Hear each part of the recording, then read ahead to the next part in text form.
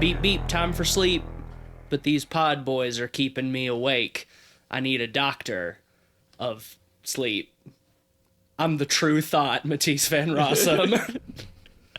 I'm Ben Sheets, and I eat fear and drink blood. I'm Cleveland Mosier, and I got a question for you guys.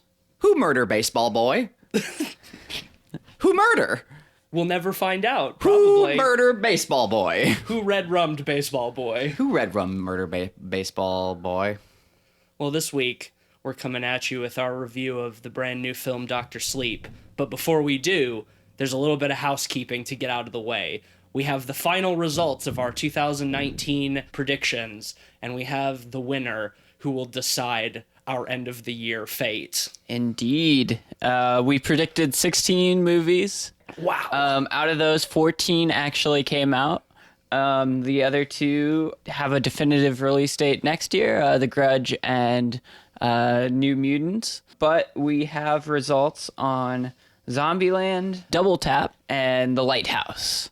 So first, Zombieland. Tease, you predicted a Rotten Tomatoes score of 72 and a box office of 70 million. Christ, I was generous. Cleve, you predicted a Rotten Tomatoes of 55 and a box office of 60 mil. And I predicted a Rotten Tomatoes of 38 and a box office of 34 million. Final results, Rotten Tomatoes score was 68. So Tease, you get that one. Holy shit. Look at that. Within 4 there. I thought I was being too generous.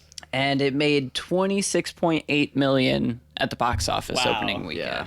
I got gave it that too one. high for sure. Yeah, you definitely I did. really thought that there would be a larger wave of Zombieland nostalgia that would take people to see that one in theaters.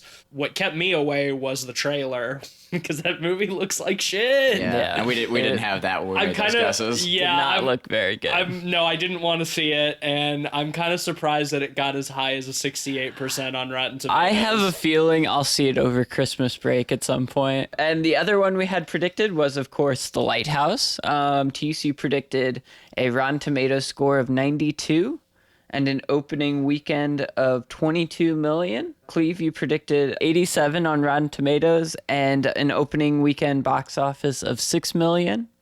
And I predicted I hope I'm wrong. 92 on Rotten Tomatoes and an opening weekend of 28 million. So it turns out, Tease and I, we both were on the money. It was exactly 92. Exactly 92? Yeah. Yes! Awesome! Unfortunately, the box office opening weekend was 3 million. Only! Yeah. That's wanna- so sad. I had the lowest It one, is. right? Yeah. Yeah, Wow. you did. You Didn't won want to that. win that one. Damn. Yeah, you. That's disappointing. Yeah, it is. It's a bummer. I mean, in fairness, it didn't get the widest release. No, I got That's true. quite a small one, yeah.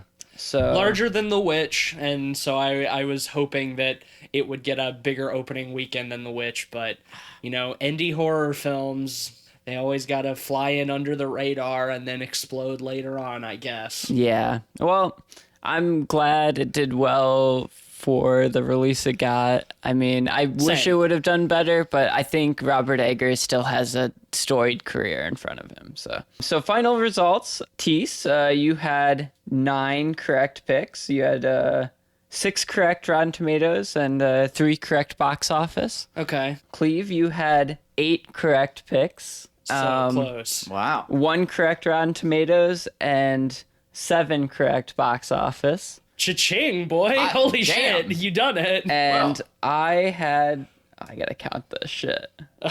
13. Humble brag. Yeah. I had 13. So I had 9 correct Rotten Tomatoes and 4 correct box office.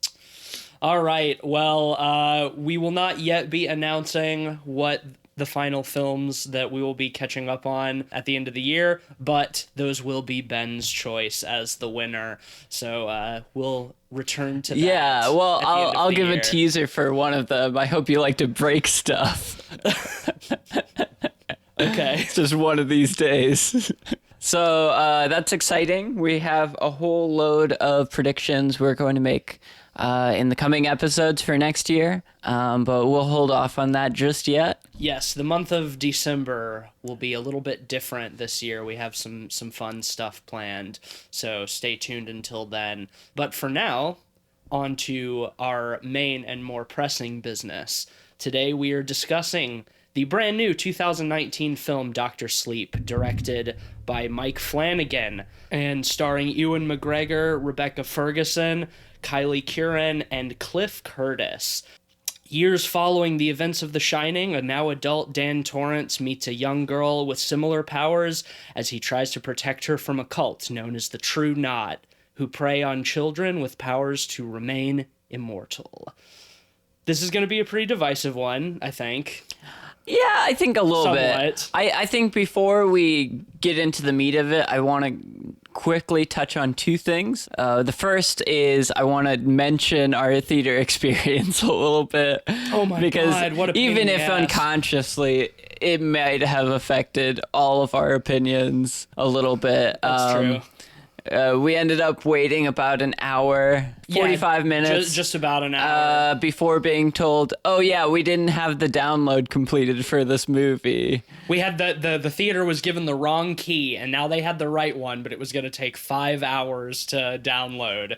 So, And it was about 9:45 at the time that when they point. told us this, and the movie's 2.5 hours long. they got us into another theater, unfortunately a smaller one that was not in Dolby Surround like we were going to go see it.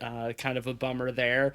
And after an hour of waiting around, we did finally get to see the movie. Yes, and they, in fairness, they gave us free tickets as well. We're comped. Shit It was a happens, I bit of get a it. bummer.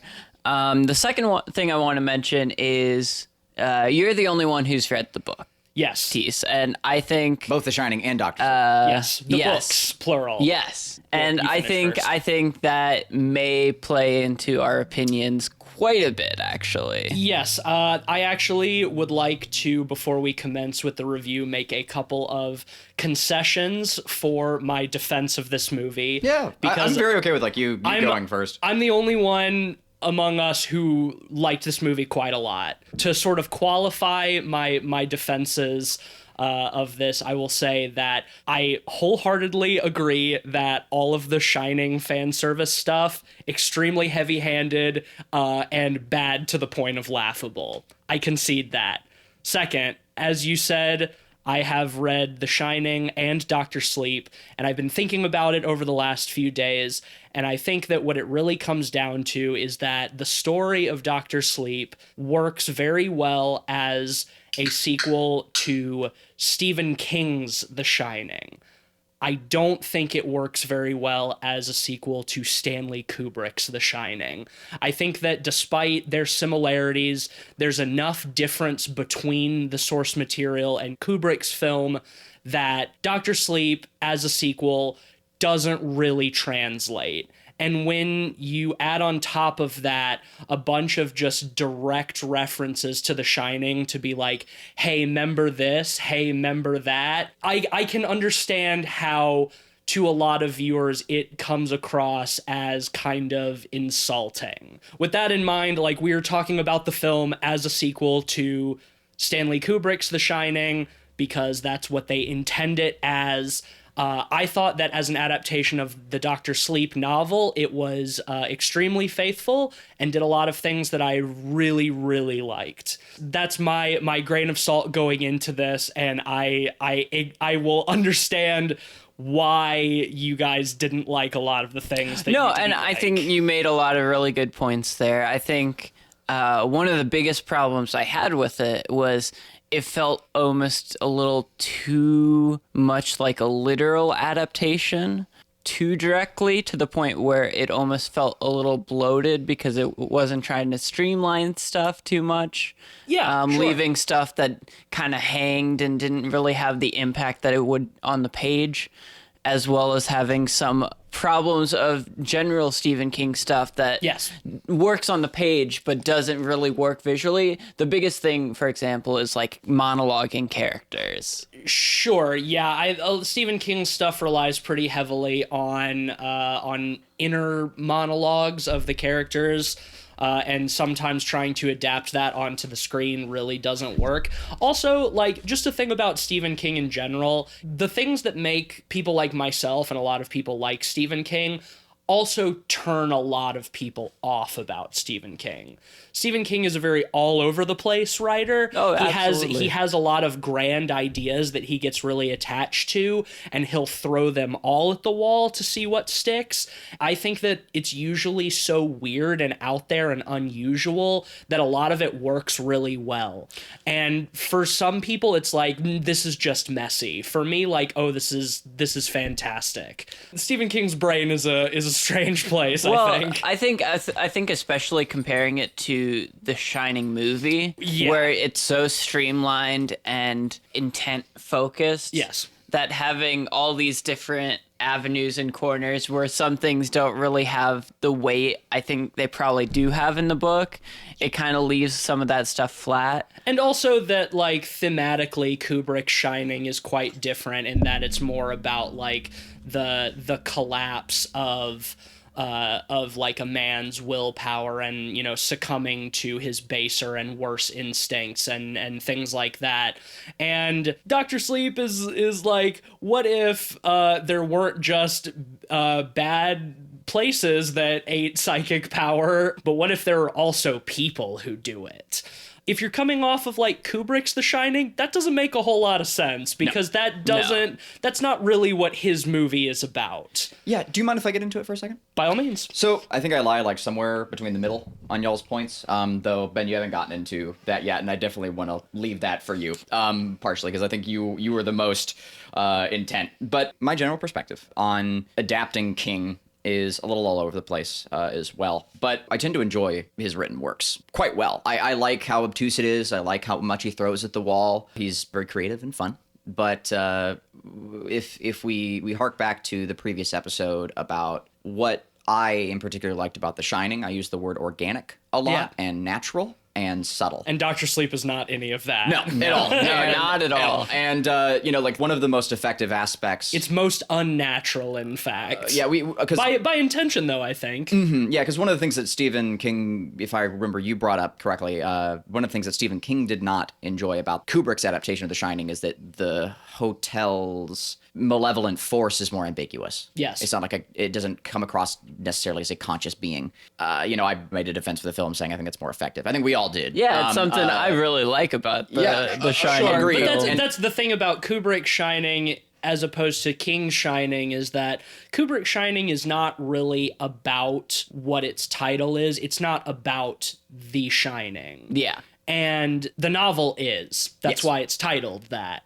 It's much more so about Danny's role and the hotel using his father's weakness to try to get at Danny because of the power that he possesses, that it wants. That is something that is just not really in the film. And I think that it streamlines it in a way that it makes it much more focused. Yeah, and also generally believable as well. Any Sure. of the psychic events that occur It- are primarily just like singular visions. It feels more within the bounds of reality, where in the novel it's like this is an evil sentient hotel that's trying to consume Danny's psychic power, but it can't get out at him without the use of his father. Right, because who's the one character in The Shining who never experiences anything supernatural? Wendy, yeah. Right, and we view the eyes through of the film through Wendy primarily, and when we don't, we are subjected to Well, she does see the an ghost of the guy unreliable- in the dog costume sucking the other dude's dick. She does see Yes, that. at the very end. Yeah. Once the hotel's reached its full power. Fuck it, And mask that's, off, yeah. That's where, you know, the film sort of reveals that, oh, these things are literal. But up until then, it can be translated as an unreliable narrator. Yeah. It's the mind of a child, it's their imagination, it's Jack losing his mind. You know, he's made out to not be stable to begin with. So we can, you know, interpret that more organically. And it doesn't ever take you out of reality until the very end. And even then, it's subtle, it's small. You know, it's sort of seeing something weird. Yeah.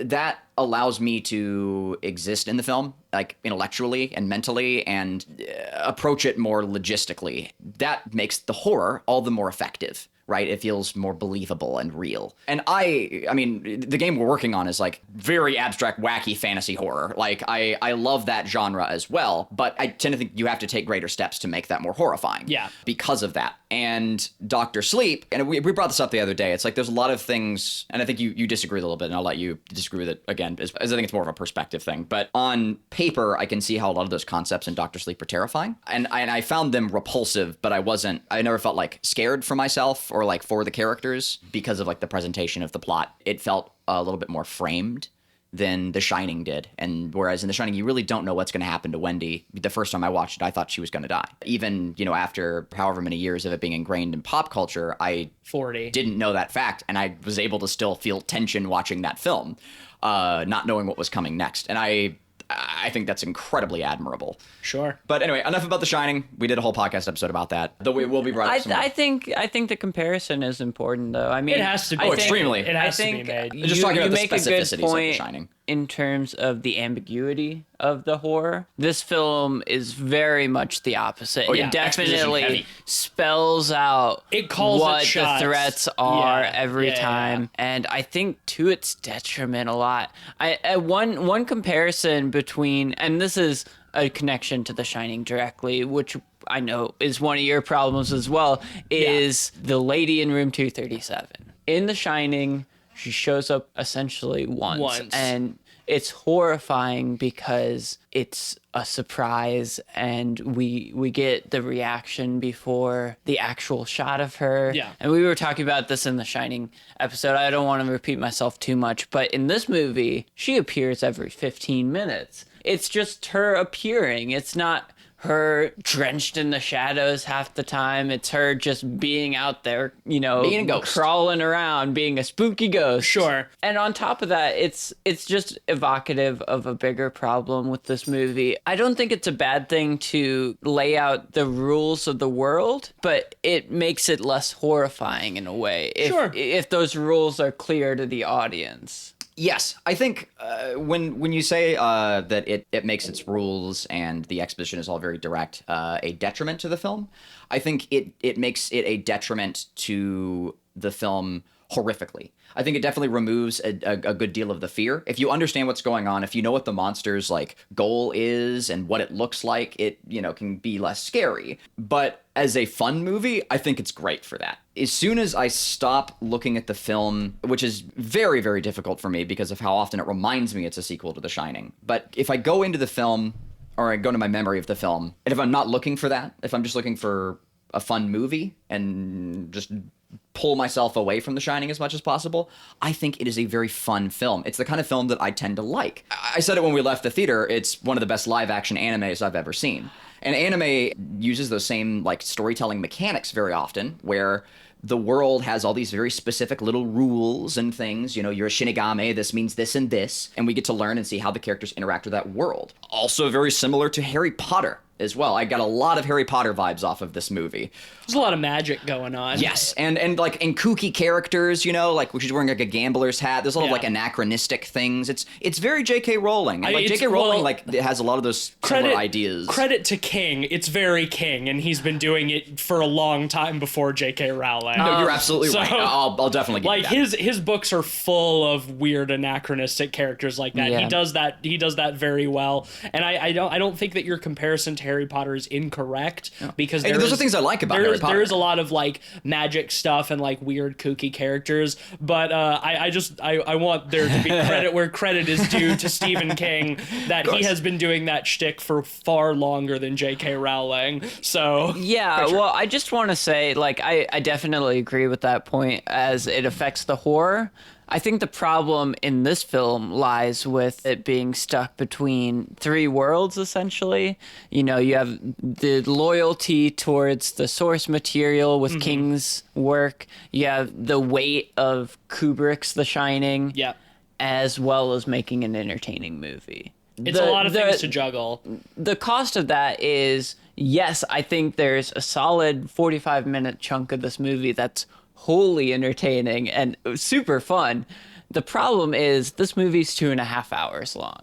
I don't think it sustains that factor throughout the whole thing. I would say it does. I would disagree as well. I think I was it is entertained the whole quite time. slow and quite a little boring in the first act setup. Interesting. And it hits Yeah, I was the never that kind bored. of I didn't find it boring either. kind of the generic arc points in the story with the little girl and Ewan McGregor's Danny. I will agree that like the narrative arc is very predictable and similar. And when was this book written?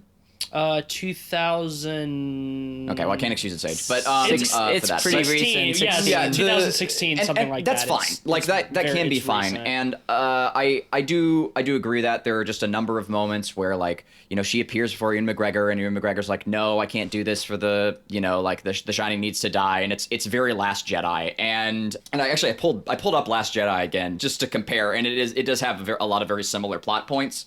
Where she approaches the master, who is Ewan McGregor in this, and Sure. he turns her away, and so as soon as that happens, I know, okay, well, a horrible event has to happen, like to inspire him to teach her after all and to guide her. And there are a number of moments like that in the film that like there's a lot of agree. like setups that are very clear. I agree that narratively it's quite predictable. Yeah, and that's what I mean by boring. I think there's entertaining, I don't think predictability necessarily pieces in entails it, but I don't feel boredom, like though. there's stakes because it's so predictable. Well, the I do stakes agree. are I think- very low because you know what's going to happen. I do essentially. see it as a potential problem perspective wise, but I felt even during those sequences I was never left bored because the stuff that was going on was so kooky and wacky. I might have known, okay, there's gonna have to be like a Dark Night of the Soul moment, and like someone's probably gonna have to die or something horrible is gonna happen to this, for this girl, for Ewan McGregor to feel convinced to help her, but I don't know what it is, and it's probably gonna be something wacky. So I was still sitting in my seat. I will say that I think that one of the things in terms of adapting the actual novel that the film does not do very well is establish the relationship between Dan and Abra. There's much more time devoted to that in the book that I was kind of disappointed to see was left out of the film, because I agree it comes across as kind of trite with him being like the wise master who has like forsaken the power, and that she's like the new young apprentice, whose power rivals his own and has to convince him to like teach her to use it. I agree that that's how the film comes across, because the development of their two characters and how they sort of end up entwined in this thing together, rather than being brought together by some other power or fate. In the book, it's much more like they get caught up in this despite trying to run from it. I feel like there's a solid 45 minutes before you get into the true inciting incident of the baseball kid. It does take a long time to get to the inciting incident. Yeah, and that is quite a lot of buildup for a movie. And What I will say though is the build-up is fun because we get a lot of focus on. You said they're called the True Knot. The True Knot. Yeah, like we, which I think was only mentioned once in the film. We get a look lot of like- folks in the True Knot, and I thought they were really fun. they look love like the True Knot. they look the like actors who play Aerosmith Rose- groupies. I just want to put that out Yeah, there. but that's great. That's what I love. They're- Yeah, because they kind of would. Like they're dated, like they've been around for so long. Like their sense of style is a little Well, yeah, off. a and lot of them have been. I liked that. In the book, they're mostly elderly. I was kind of disappointed that wasn't so much of an aspect of this one. There's That's really interesting because I feel like it would have hit home better with the senior living facility. Because the stuff. idea is that it's just like this group of elderly geriatric psychic vampires essentially who tour the country in a caravan of RVs, hunting children who possess the Shining and torturing them to death to consume their steam, as they call it, which is the Shining. And I think that having them all be elderly in the book, except for like Rose and like the young girl who she brings in, which we do see, I think that makes it creepier, kind of just like these old people in their RVs that are actually like ancient spiritual vampires. Yeah, One of my With a favorite- modern perspective, though, kind of making them look a little bit like hipsters, you Well, know, in their RVs they're is fun. they're similarly anachronistic. Like their leader is called Rose the Hat because she never takes off that hat. My favorite of those characters is the old dude from Twin Peaks that shows up. Carl Stryker, I believe. Yeah, the giant. Yeah, He stole the show in every scene he was Grandpa in. Yeah. Flick. Yeah, he's great. I thought the True Knot was great. The actress who played Rose was just very compelling. Rebecca and Ferguson. What a great actress. I thought she did a great job. No, and yeah, while we're on that, that's one thing I really can't critique is any of the actors' performances. I think everyone in this film showed up. Well, I think we'll the- get into one specific. Well, I don't. That it's just the way that guy looks that was the problem. We'll get to that. I can't even talk about his acting. We'll get to that. Footnote. We'll get to that. Big old footnote on that. But regarding the main cast, I think everyone really showed up. Like, agree. And all of their performances feel very genuine. You know, Ewan McGregor at the beginning of this film as like a dirty old hobo wandering around, and you see like his arc of mentorship. Honestly, just seeing Ian McGregor as a dirty old hobo makes me really want to see an Obi-Wan movie. Well, I won't get into that. Yeah, but I know how you guys feel about Star Wars, but like, I do. I think I want to see Ewan McGregor as a dirty old hobo I think more. Ewan I think it's McGregor great. does such a great job taking dialogue that would normally come off as kind of corny and give it an authenticity. Sure. I don't think all the actors in this movie do that well, especially in comparison to Ewan McGregor, but I think it's pretty decent to good for the most part. I didn't find anybody over the top in a way that I didn't want them to be. Yeah, Rose is so she hams it up and it's great. It's very fun. She's the hammiest, but I think that works for her character. She's a theatrical person. She is, and I think it makes her a good villain. I think she carries the right amount of charm and menace, and also just like the perfect touch of exaggeration, like being just a little bit over the top, but not so much that it's cartoonish. Yeah, you really want to like her character, and then you remember that she eats children. Well, yeah, you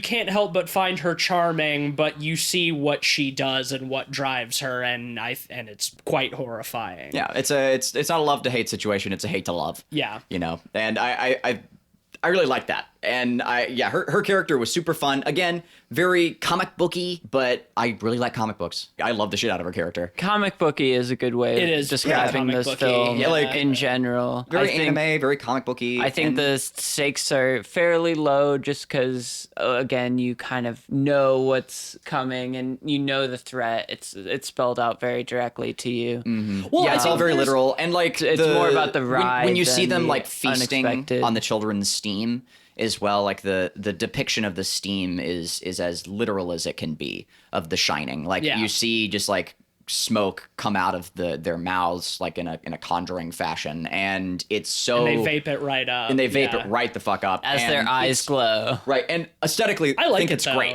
I thought like it was it. very fun. Yeah. It doesn't because it's like this like CG steam, and again, it's very well. The effect is very well done. But because it's like this literal like smoky vapor and stuff that's like being animated and flying up around their faces and stuff, like it doesn't feel in any way ingrained in like our reality. It's not like, really supposed to be at that point. right. Well, I mean, But in comparison to the film Shining, though, that's my whole point. Is Yes. that like when you're using that as a sounding board, which unfortunately most people will be. well, because the film's constantly reminding you to. Well, Right, like it's but telling you to do that, which is problematic. When you try to set your headspace in the same headspace of Kubrick Shining, it does feel so far removed from that reality. So I acknowledge that, and it's harder for me to step back from that because I do have the supplemental material for this film that I think might be necessary for real enjoyment of the film. And I say that as like I loved this film, but that is a negative if the only way you can enjoy a piece of art is that you have to have the supplemental material, Well, i.e. the exactly. books. I think I'm willing to believe it should that stand on its own. I concede that that's a problem. Yeah, I concede that that's a problem. I'm willing to believe too that there are plenty of people out there who have read the novels and were also dissatisfied with this film. You know, it Maybe. can largely come down to perspective. I think I would say that it is about if I had to put a number on it, 85% faithful to the novel, which is pretty fucking high for a direct film adaptation. And I would say the remainder of the 15% that's not faithful to the novel is all the ham-fisted Shining stuff at the end. Which is also the worst part. It's the worst part. And also, but when it comes to faithfulness and accuracy, as far as I understand it, it might be breaking Dr. Sleep, but it is faithful to the book Shining at the end, like when they blow it up with the boiler room. Spoilers, they blow up the hotel at the end. Yeah. That's not necessarily faithful to it is correcting Kubrick's lack of faithfulness to The Shining in not blowing up the hotel at the end of his film. Yeah. Because like I said in the last episode, when they go to the site of the Overlook in the novel Dr. Sleep, the Overlook is gone. There is no Overlook. That's still where they have their final showdown, but it's just not there. So, of course, they left it so we can get all of those scenes of Danny wandering the old, dilapidated halls of The Shining and the Overlook. It goes full the Overlook. Insidious Conjuring, but we'll get into that in a second. There's one thing I want to mention from that earlier is we were talking about how entertaining the smoke and glowing eyes and all that stuff was. I liked it. And I think it is entertaining. I think the problem I have is it doesn't meld super well with the 45 minutes to an hour of Ewan McGregor AA stuff, serious character drama stuff, where that stuff isn't really over the top in the same way. Well, that's because like Ewan McGregor's character is like he's been trying to repress all of it. I think it's supposed to be comparatively understated. I think like the duality between the two of them is largely intentional and works. I don't think it works. I think it's way too long. I think you could cut down on a lot of that and it would streamline it much better. I like his performance a wholly during all more of that. entertaining movie. I think Ewan McGregor has a great performance, don't get me wrong.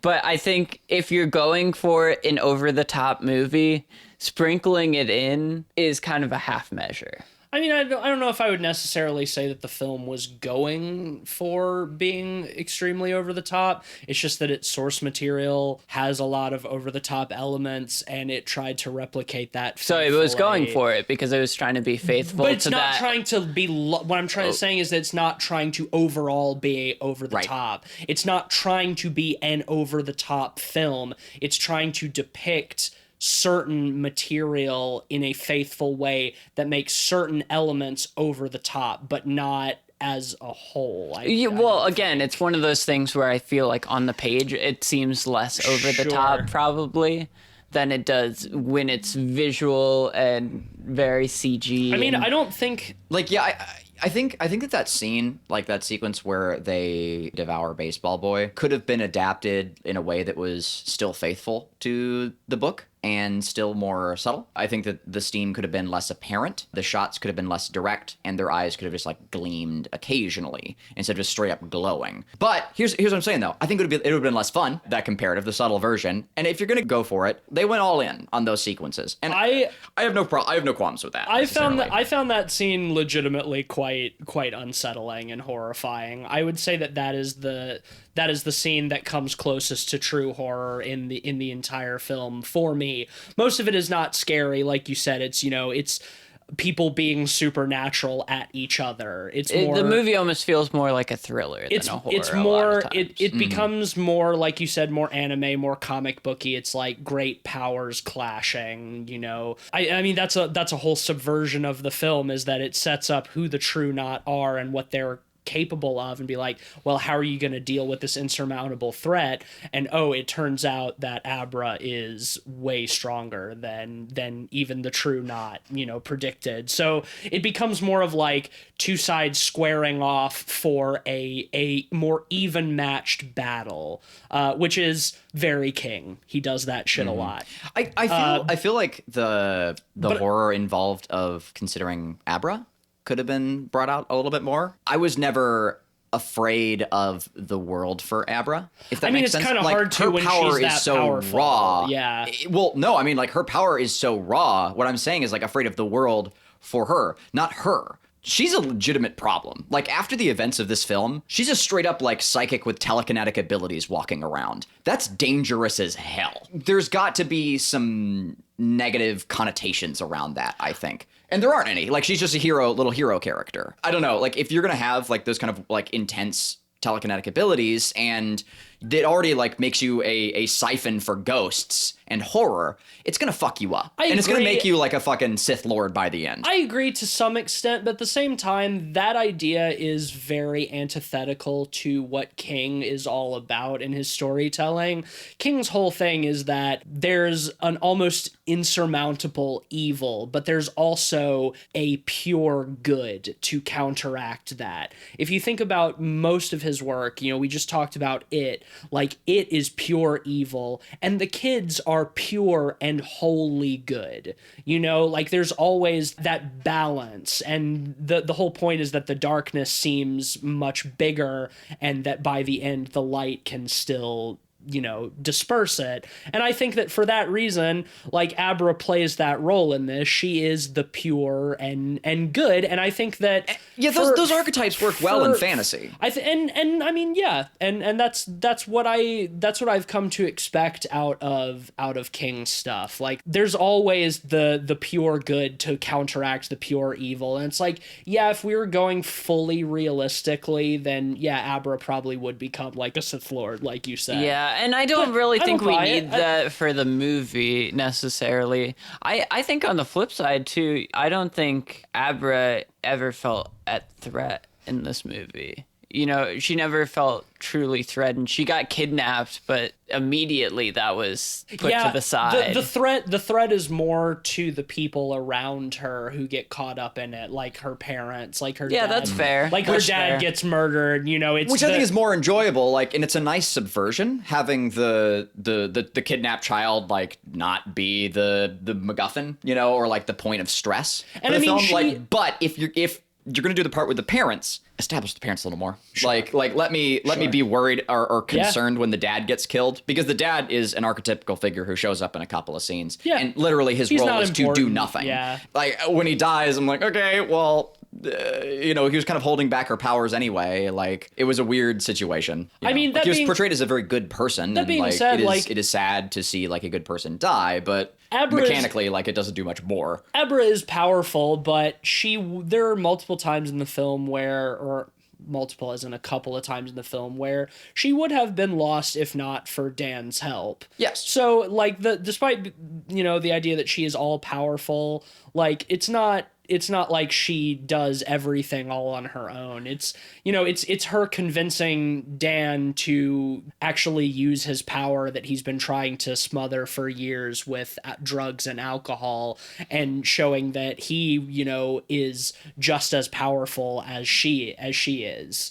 You know, he has to unlock his hidden potential more so in the end than she does. He seems to be the master, but I think it's really her who is the master. Because no, that's like the big theme is, like, she's like, the out of control force, and, like, he has to kind of rein her in. Right, it's but more also about that she pulls his potential power out of him, that he is willingly trying to suppress. She draws out his potential. Yeah, and there's a really nice dance there. Like, yeah, he reins her in, and then she shows him how to step out of himself more. And there's a nice.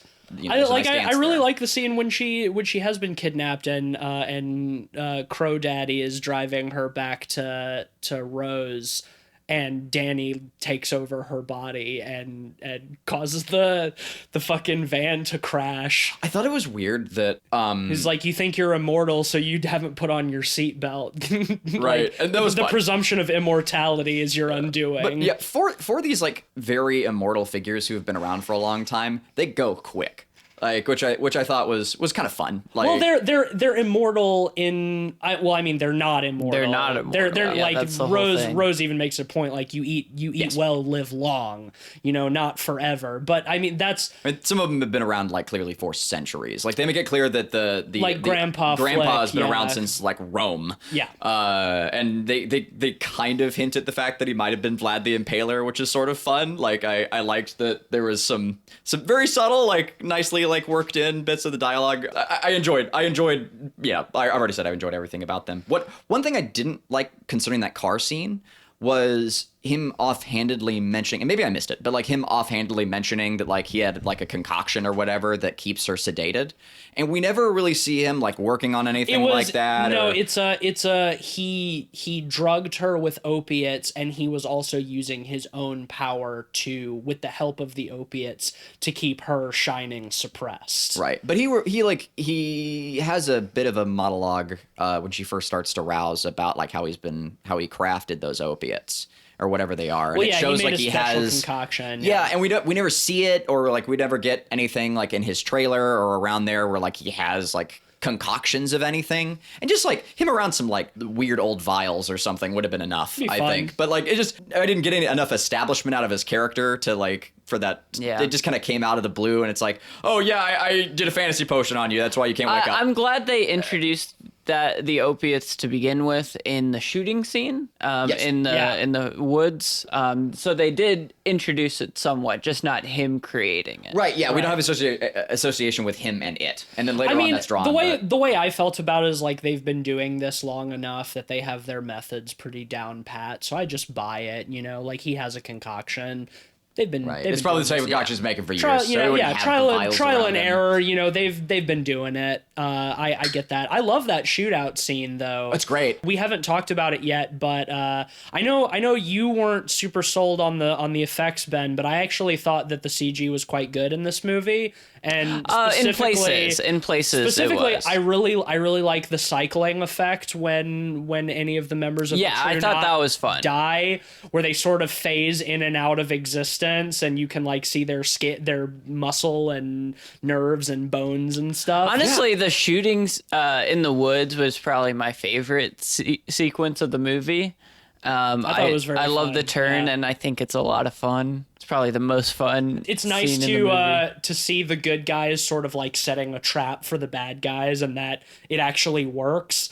Yeah, all the plot points that occur in that scene were great, and I didn't expect several. That's why I kind of don't mind. I didn't really mention it earlier, but that's why I kind of don't mind that they very early on establish what the True Knot is capable of, and they don't keep that very ambiguous, because then I think it puts everybody, both sides, on more even footing, so we know what each are capable of, so there's more excitement in the back and forth in a more traditional horror movie like The Shining. Like, I think you keep your monster hidden for most of the movie, reveal it, at the end. But this isn't that kind of movie. It's not where there is a unbeatable force, against just very human people who survive despite that. It's like psychic good guys, psychic bad guys. What happened when they fight? Right, and like there are plenty of great examples too of horror films that have where you see the monster for a great portion of the movie. Like look at like Herzog's Nosferatu, for example. Sure, he's the main character. Like, well, right, yeah. In the second half of the movie, it's just him. Identify with Dracula, right? And that's what's spooky about it, and it's totally justifiable and fine and fun. Like I have a few qualms. I think it's kind of hard to identify with the True Knot because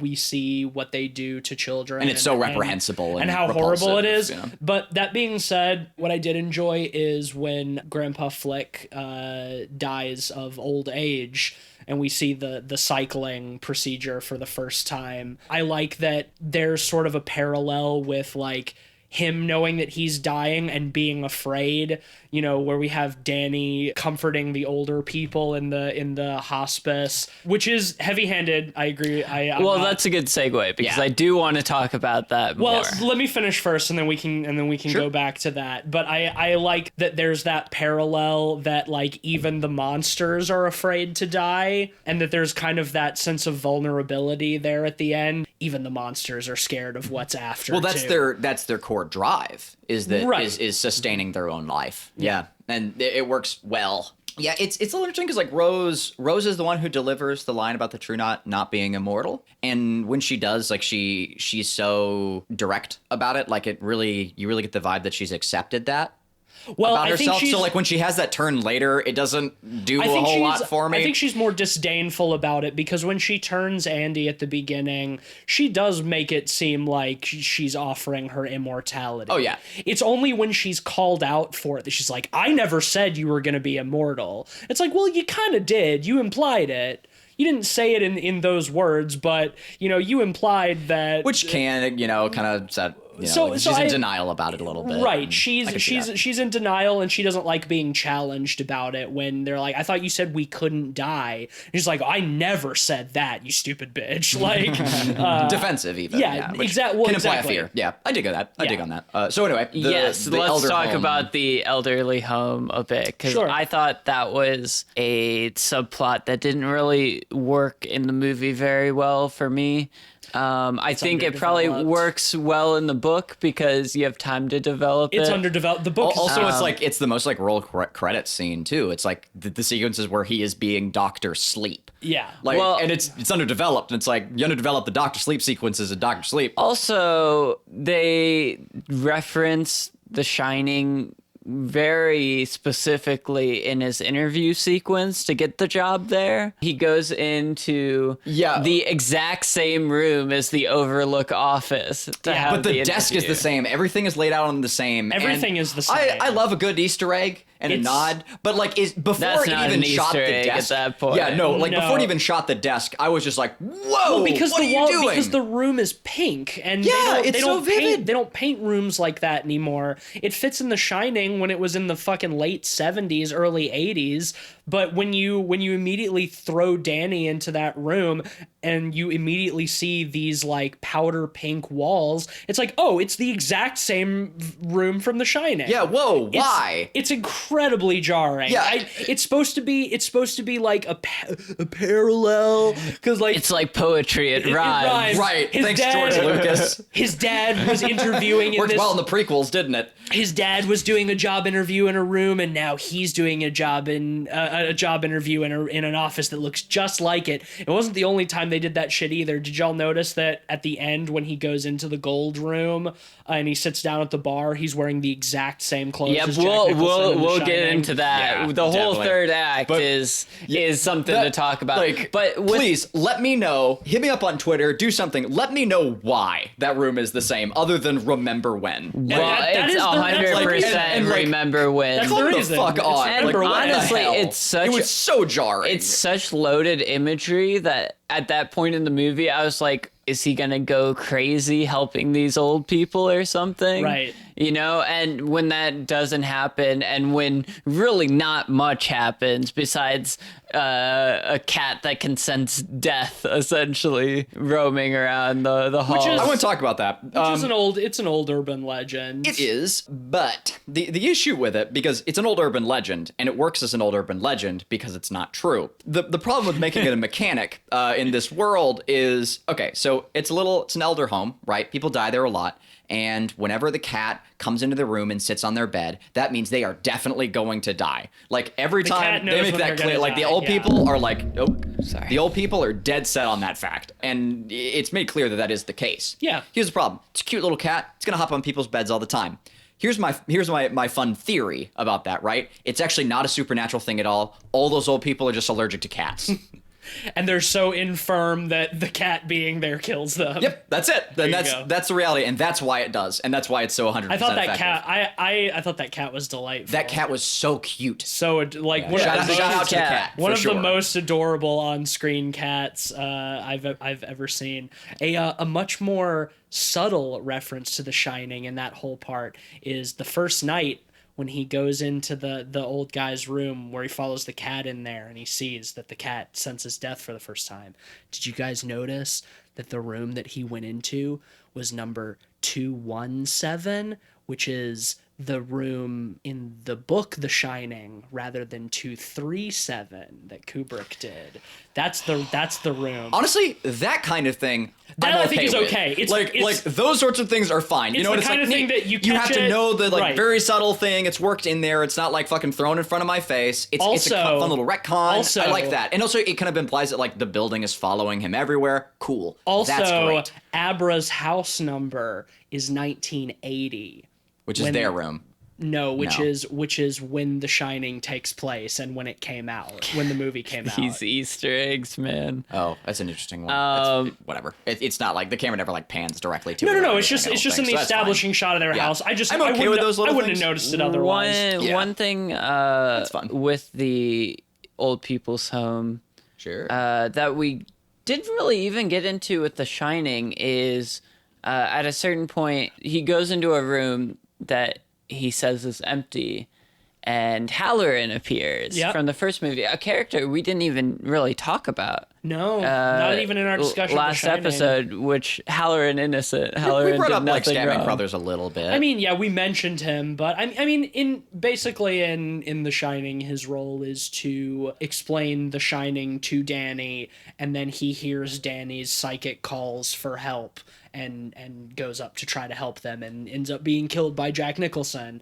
His ghost makes several appearances in Yeah. Doctor Sleep. But he was one of the most wholly good characters in yes. the Shining. Yes, But very he pure appears, Dick Halloran. and we get an underdeveloped subplot on top of an underdeveloped subplot with the boxes. honestly, he I think they're introduces overdeveloped. it- I think they show too much of the boxes because they show them so much that like you know what's coming. The way at they the end. execute Like, it's the so boxes clear. is pretty corny.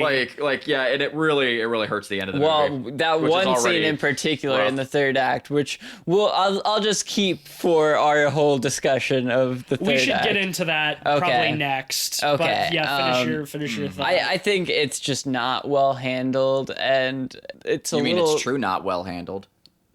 No, I don't mean Oh, that. okay, sorry, my bad.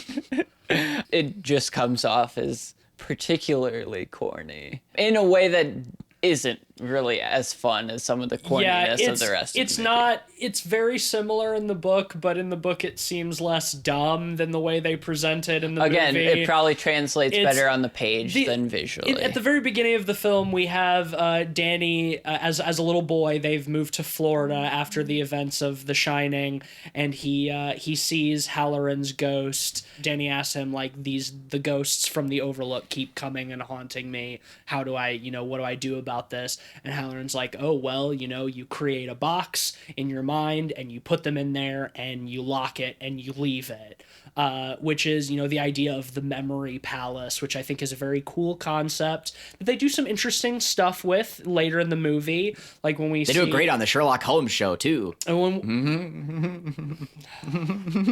That's all I got to say on that. But when Rose tries to get into like Abra's memory palace and like she lays a trap for her and all that stuff is very cool. One of my It's other fun. favorite It's quite fun. sequences of the movie Yeah. was that. But like the idea of like whenever these ghosts come to you, you trap them inside your psychic mind box and you leave them there to rot. I know you mentioned that you were frustrated to see the lady from room 237.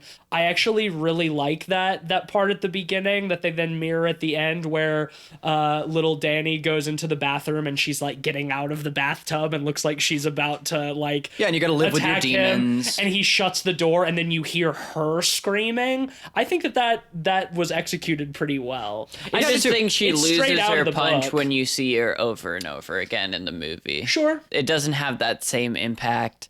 And I mean, in fairness, I don't think it's meant to have the same impact. No. But- well, it's supposed to show that at that point and from this point on, Danny has mastered the ghosts of the Overlook, that they are no longer a threat because he is more powerful than they are. There's the idea of now the new, more physical threat than just old evil memories that keep coming back, The direct callbacks to The Shining are not very well done. The old lady in the bathtub, I don't mind. It's straight out of the book, and I just like that visual of the little child going into the bathroom with her and shutting the door and then hearing her screaming instead of him. I just thought that's just a very fun image. Yeah, and the first time they show her like coming out of the dark is really well shot. I thought it was super at the spooky. very, very beginning, I Yeah. thought that was pretty spooky as well. Before Like, we... the cinematography in general, I think, is great. It has big shoes to fill with the formalism of Kubrick. it's not as yeah. meticulous. No, by by any means. And it's like, yeah, well, again, that's the problem, right? Like, as soon as we compare it to Kubrick, it's like, how dare you? Well, that's it's like my bit on that. It's like, you something can't. that's begging Like, for it. Yeah, it's like, why are you trying to remake Casablanca? Like, what are you doing? Like, and that's... Let's use that to It's time. segue Yes, into it's the time. third act, because Oh boy. I will say the cinematography works great when You're not comparing it to Kubrick. you're not comparing It's it great. to Kubrick. It's fun and it's fine. It's easier to do that when you're not in the goddamn Overlook Hotel. Yes. It's easier to separate it from Kubrick when you're not being placed into a setting that Kubrick has so painstakingly and meticulously established 40 years before this. Right, and here's the fun thing, right? Like, I watched The Shining for the first time, like, 2 weeks ago, and I watched it again right before we recorded the podcast, right? I don't have decades or years of rose-colored glasses over this film. You know, I recognize that, like, there's the societal, like, worship of the Shining, right? But, like, after watching it, I just found myself admiring it for all the reasons that I've already justified and brought up. I don't admire it because society admires it, right? So my point being is, like, I'm not coming at it from a point of rose-colored glasses. I only just saw The Shining. And well, I will don't- say I that don't- I'm also not coming at it from a point of rose-colored glasses, because I have rose-colored glasses for this source material, for Doctor Sleep. Yes. And everything that we're about to get into in this third act is the greatest divergence from the source material, and it fucking sucks ass. Yeah, well, that's the thing. I think I don't have rose-colored glasses necessarily, but I appreciate the formalism and intent of the cinematography of The Shining. Well, let's be clear too. It's like, you don't have to have rose-colored glasses of something if the thing is rose-colored. But Sure. anyway, sorry, I'll let you finish your point. There's a direct intent for every single shot in The Shining. Where with this movie, the intent isn't quite there as much, and It's not it's more Kubrick. forgivable It's not when Kubrick. it's not in the Overlook. Right. I don't think the style of this film changes that much in the third act. I think it's just way more apparent when you're Yes. putting it in the same location. No, agree with you, I and agree that's a 100%. great place to start, because the film opens with a different actress playing Wendy and a different Hotter actress playing Shelley Danny. Duvall. And I thought those she were did great. really good. I thought both of them did pretty Right, solid. like those sequences were fine, honestly. and even the stuff with the Scatman Crowther, the guy who played Dick Halloran in this. I want to mention that I was very happy to see both of them, and that they were both different actors.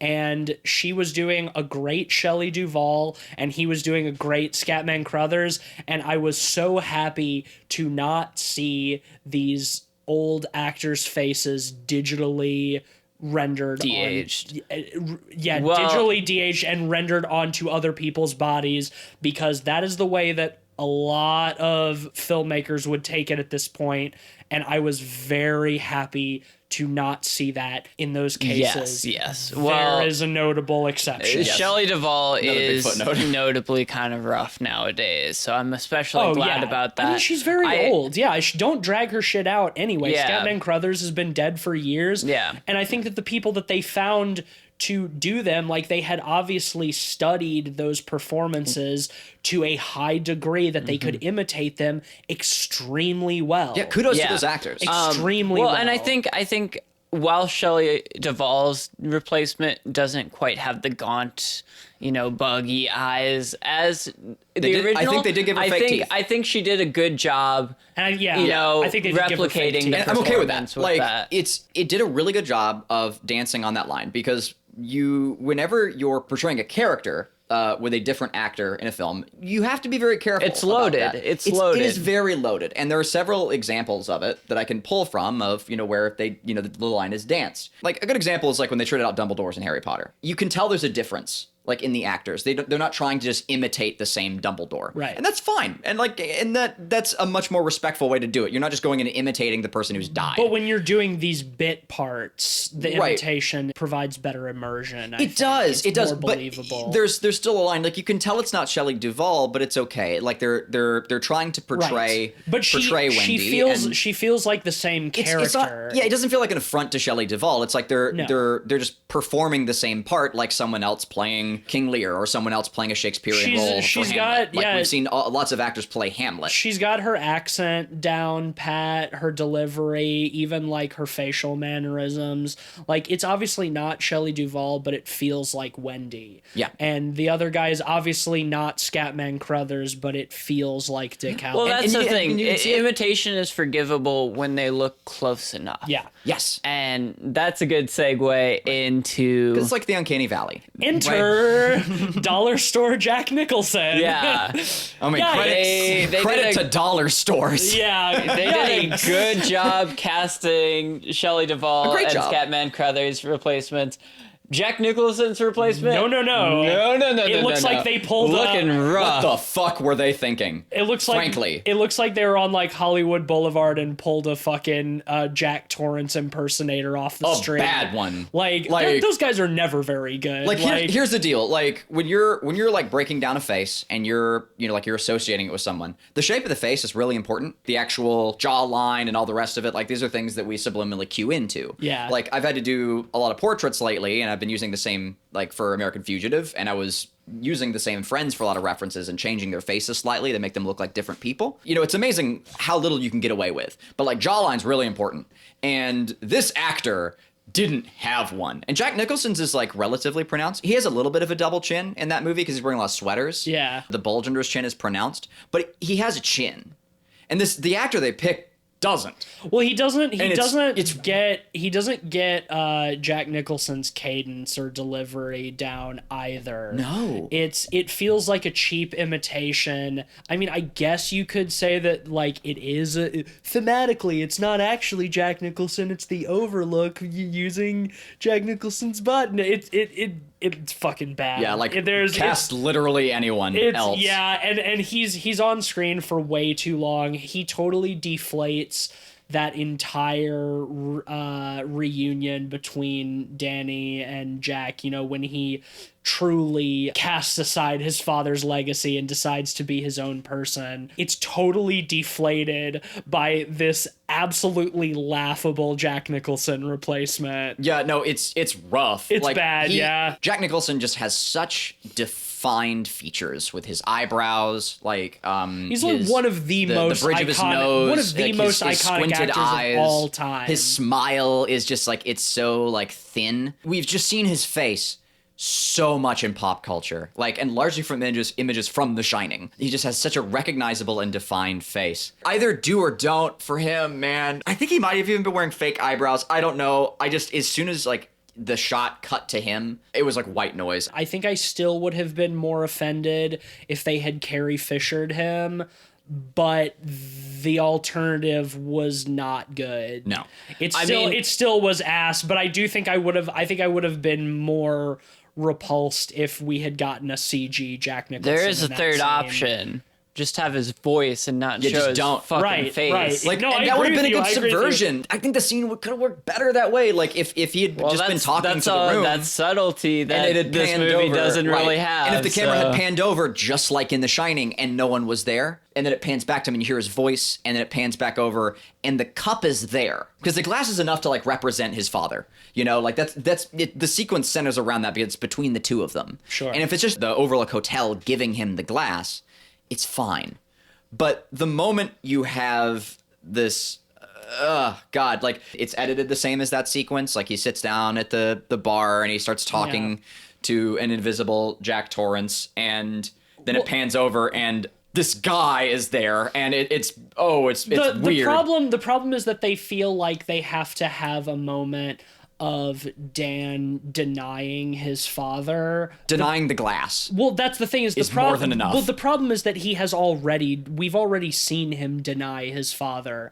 When it jumps forward in time earlier in the film The AA stuff. to the AA stuff, and he's getting his 8-year sobriety chip, and he tells a story about his like, my dad, once stood in a place like this after 5 months, and more than anything at that time, he wanted to be better for me and my mom. And it's like, we have seen The Shining. We know how that turned out. We know that he was not able to be better and that he succumbed to the evil influence of this hotel and died for it. That is the moment where he's staying there with his 8-year sobriety chip, immeasurably longer than his father was capable and of. He never axe being murdered sober, anyone. And he never axe murdered anybody. And that is all the denial we need. Well, and that's all. And that's in the book. That's all it is. It's like, I am not my father because I have already done something that he is not capable of. And then to have him have to face the Overlook in the form of his father just feels so trite and predictable and cheap. And I hated everything about it. And it's like, I'll even go as far as to say, like, him being tempted by the drink by the Overlook is okay because it fits into the theme and it works. It's just the father It's part. fine. But like, if he'd gone into that room and the glass had been there or something, it would have been more excusable. But the sequences with Shelley Duvall are like largely not at the Overlook. They're out in the park. They're back in their own home. They're not trying to replicate anything from the film. And same with the actor who's portraying Scatman Crothers. Like, they weren't trying to do shot for shots with those actors. And so the association is a lot less blatant, right? But when you do a sequence that is shot for shot of the original and you include a different actor in there, and it's that alarming and abrasive how different that actor is, it taints the original. Yeah. Like I'm the next time I sit down to watch like the masterpiece that is The Shining and I watch that sequence, it's going to be very difficult for me to not think about that discount Jack Nicholson weird bit in this movie. I don't know if I agree. With that part, I don't think I'll be thinking of it. Yeah, because I think you honestly, can train yourself to separate that. You have to, This like- whole third act felt like a Universal theme park haunted house of The Shining. Oh yes, Yeah. well You know, said. Yeah, it really did feel like a theme park You ride. get so many set piece after set piece of just the exact same as The Shining, done worse. And it's fun at Universal because you're there and you're on a ride or something. Well, that's what it felt like. It felt like a ride. Yeah, but the problem is it's in the same format as The Shining, so that shit doesn't work. Because you're absolutely right. That's a great comparison. Can I tell you guys how the Dr. Sleep novel ends so I can explain why I personally I'm was so profoundly insanely curious. frustrated Sure, with that please ending? do. Sure. They go back to the site of the Overlook. All that's left is they've built an elevated viewing platform with like those coin operated binoculars. So you can go up there and view the mountains and it's pretty and whatnot. That's all that's left. So it's a literal overlook. It's a literal overlook, but the hotel is gone. So they go there. Rose shows up. She confronts Danny. She overpowers him. And similarly to in the movie, she tries to, despite the fact that his steam is dirty and tainted, she still tries to consume it. And Danny releases the ghosts that he has locked in his memory palace. But rather than them just literally attacking her and them eating her like they do in this movie, which is fucking stupid, rather she eats them and becomes sick from the tainted steam. That's so much better. She becomes sick, which weakens her power. Danny forces her to the edge of the platform, and something pushes her off, and she falls to the ground and dies. And he recognizes. So it's even like subliminal in the book. And he recognizes in that moment that God. the force that pushed her off is all that remains of his father, and that is his father's spirit's attempt at redemption. But there's no face to face. It's just that he knows that his father, from wherever he is, aided him somehow. And then Danny and Abra go back home to New Hampshire, and everything is peachy keen, happy ending. Oh my God. When you have the ghosts like literally rip her apart Yeah. it completely like destroys all of the world building Yeah. of the Overlook Hotel. The whole point of the ghosts manipulating Jack is because the ghosts had no actual Right. agency. So and so as soon as you give them agency, the entirety of The Shining doesn't make any sense. And Well, they- the worst yeah. part is he summons them by going full Undertaker. Oh my god. Yeah, Oh, with the yikes. cloudy eyes. It's a God, that's cringy as so hell. dumb. Wow. Yeah, I know that we was were talking about outrageous. decent to good effects earlier, but that I mean, I think Outrageous. from a technical perspective, like CG wise, they look fine. It's that the effect is dumb and overused, and that it looks corny in context. Well, let's think look at the world It's you a live choice- in. it's Like a choice the of only the other effect. associations we have of that are like our pop. I think I think in camp. that case, it's not to say that the effects are bad. It's the choice of what effects to use. In sure, that, and in I that think case that's is- that's is more very bad. indicative of the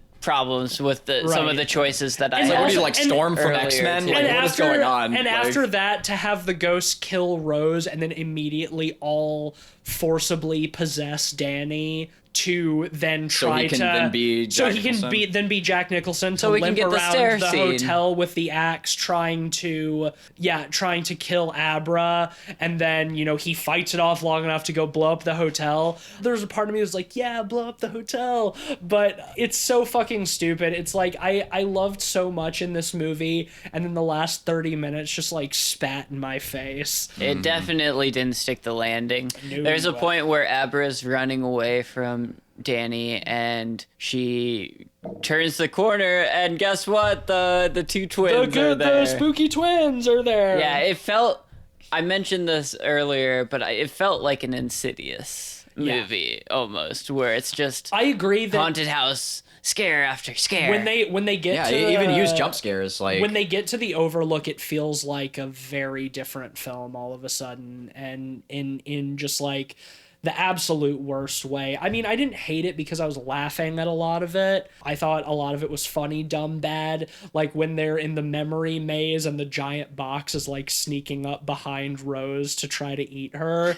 That is one of the funniest things I've ever Right. seen. Speaking of, that whole sequence, like the moment she jumps into that other world, and they set up the dialogue like so ham-fistedly there, and it was Yeah. like well, she thinks she's in Abra's mind is like, oh, well, like your mind doesn't mean shit, and it's like as the viewer, it's like we know that's the maze, we know that she doesn't have any memories of that. It's clearly not her mind. It's Right. like, oh, well, you're in Danny's, and then well, that's one of those you things have for to us, wait. the audience. I guess. Right? Like, well, 'Cause it removes all the tension. doesn't. That means- Rose doesn't know, but we know. Right, it's like, oh, cool. Like we have dramatic irony over the villain. Like, so that's just deflates all the tension because, like, cool.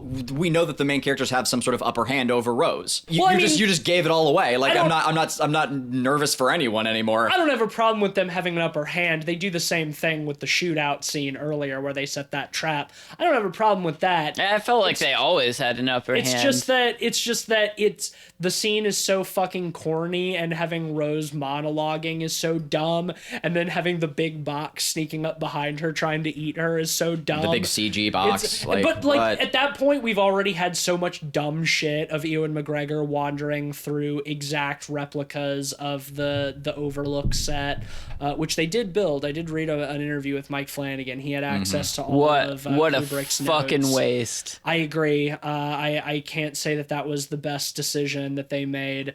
I hated the last problem is 30 that, yeah, it's minutes. like I hate the last 30 we were minutes of this laughing at it movie. because like the other option was just to be outraged to and be mad angry about and it. have a bad time, and it's like I brought this up in the podcast before. It's like if I feel like I'm held hostage, like laughing at something, like I'm not going to give it points for laughing at it. Like in Troll 2, I'm generally laughing at the movie when it's bad because there's an endearing quality about it there. But here it's like I'm laughing at it because the only other option is to be angry, and that sucks, man. Why would you try and do that? Like, we recognize this is a bad idea. Like, remaking Psycho shot for shot was markedly like considered a bad idea. Like, the poster for this movie, the undertitle for it is Dare to Go Back. Yeah. And that's rough, man. Why? No one's Why? ever really gone. Like like it just polluted like any chance of this movie had of like standing on its own legs. It totally could have, and I think that's what's so frustrating about it is like I had so much fun watching the rest of this movie, and if it hadn't tried to associate itself so strongly with something like that is uncomparable, it would have been fine. Which was my fear and it going didn't need into this to. movie. It and really didn't. Big shoes. Big to shoes. fill. One thing I want to mention: the music in this film. It felt like they. No, I wanted to talk about that. Yeah. Yeah. It felt like they took all of the hits from the original soundtrack and just did kind of bad covers of them. Yes. The biggest one, like I think the one of the greater offenders is very early on in the movie when like there's a scene transition and you see Ewan McGregor getting off the bus. He sees Tiny Town for the first time, and there's like a little train going by, and you're getting this like horror sting during it, and there's like apropos of nothing. Like it's like, why is the soundtrack telling me something spooky and like scary is going on? Well, that should be yeah, like they tense. It's like use- I'm looking at a children's train, and like there's nothing ominous behind it or going on with that sequence. And after watching the film, it still doesn't make any sense. Why did they put a spooky sting there for the Tiny Town train? Yeah, there well, were it's so many moments like that. There's Where it was so like it was much of it. overblown. Like they had whether it was the iconic organ remix, the Wendy Carlos heartbeat in random kind of weird places, or the Bartok pieces, or even the Overlook theme in the third act. It just felt God, like right from the like a bad canon. cover. Yeah, the score gave me it was the same kind of like Shining callback stuff. Remember this. I think the movie is at its weakest when it is asking me to remember this. Let's go ahead and get into rating. Yeah. I'll go ahead and start. As you said, it's very large shoes to fill. The shoes of Stanley Kubrick. Do I think this film fills those shoes? I do not. Do I think that it is a good and faithful adaptation of the novel Dr. Sleep? Yeah, for the most part I do. Did I enjoy myself during this movie? Yeah, until the last 30 minutes. So I got 2 hours of entertainment out of this 2.5 hour movie. I can't say what it's like to watch the movie without having the knowledge of the supplemental material. I think it's going to hurt a lot of people because I think when the only point of comparison you have is Stanley Kubrick's The Shining, you're probably gonna have a bad time. That being said, I'm not ashamed that I liked this movie quite a bit. I'm gonna give it a solid 4 out of 5. I did really like this movie. It's going to be impossible for any movie to follow up a Kubrick movie. This movie has it more than its fair share of problems with that, whether it's a bit bloated of a runtime, subplots that aren't fully developed, some bad directorial choices, or even just bouncing between being entertaining, being a traditional horror movie, being a Kubrick adjacent movie, and being a King movie. That being said, this one was a bit of a roller coaster ride for me to rate. The first half of Same. it was probably a 2-star for me, but then the middle chunk of it I got invested in, and it was fun, and that was probably a 4-star. And then the third act came and it fell flat on its face and it was back to 2-star. So I think all in all, I'll give it a 3-star.